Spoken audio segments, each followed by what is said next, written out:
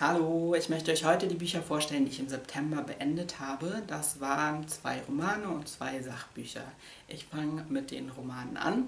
Das erste Buch, was ich im September beendete, war Muse of Nightmares von Laini Taylor.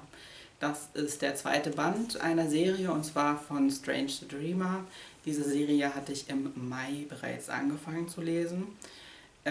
Insgesamt spielt sie in einer Welt, in der es Götter und auch Halbgötter gibt.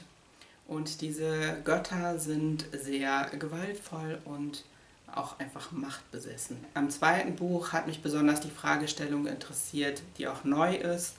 Also diese Götter haben krasse Gewaltakte, besonders sexualisierte Gewalt, ausgeübt an Menschen über Generationen hinweg.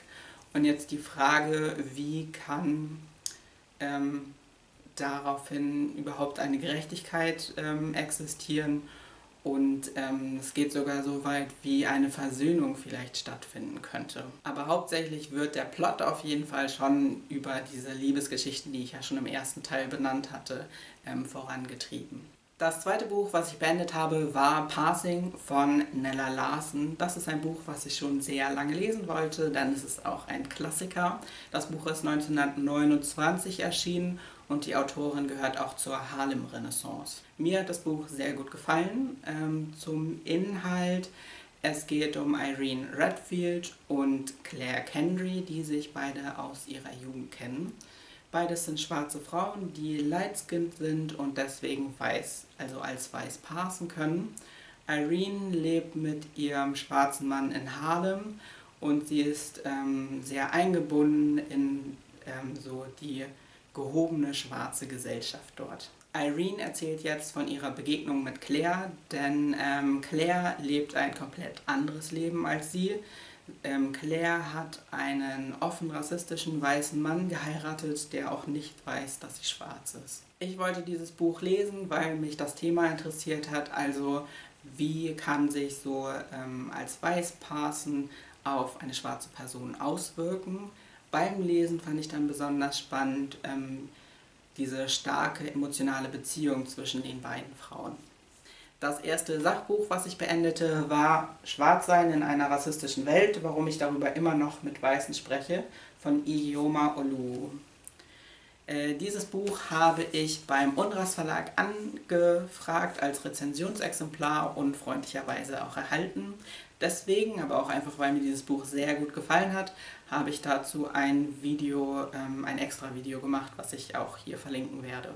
Deswegen fasse ich mich hier an dieser Stelle kurz. Das Buch ist als Hilfestellung geschrieben worden, um über Rassismus zu reden. Es enthält viele Hintergrundinformationen zu aktuellen Themen, die gerade in Bezug auf Rassismus besprochen werden.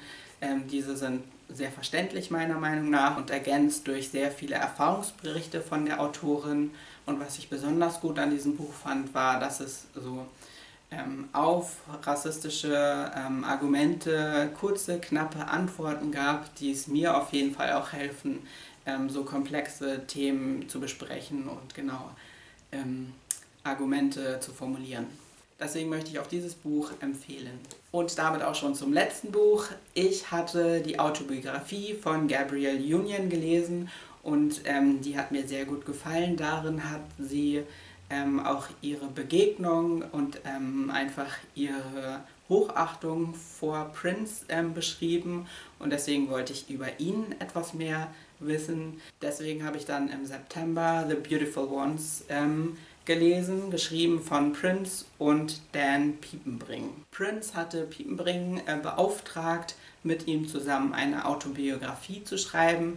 Dieses Projekt konnten sie leider nicht beenden, da Prince vorher verstorben ist.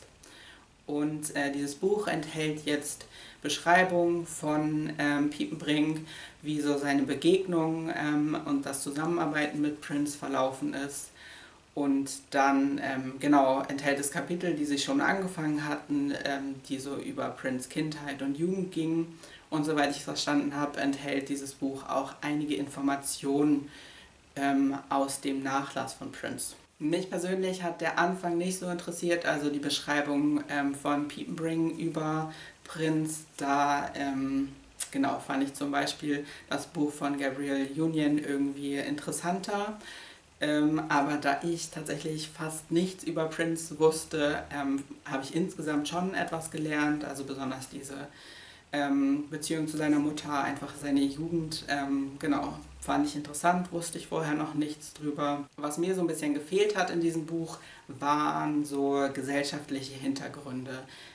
Einfach, Prince ist ein Weltstar und deswegen wird dieses Buch höchstwahrscheinlich offensichtlich nicht nur in den USA gelesen, weswegen so eine Einbettung in historisches Wissen, was nicht, was Leute außerhalb der USA einfach nicht so haben, genau, hätte ich erwartet und hat hier meinem Empfinden nach ziemlich gefehlt. Und damit war es das auch schon. Das waren die 4 Bücher, die ich im September gelesen habe. Wenn ihr noch Fragen zu den Büchern habt, stellt sie mir gerne.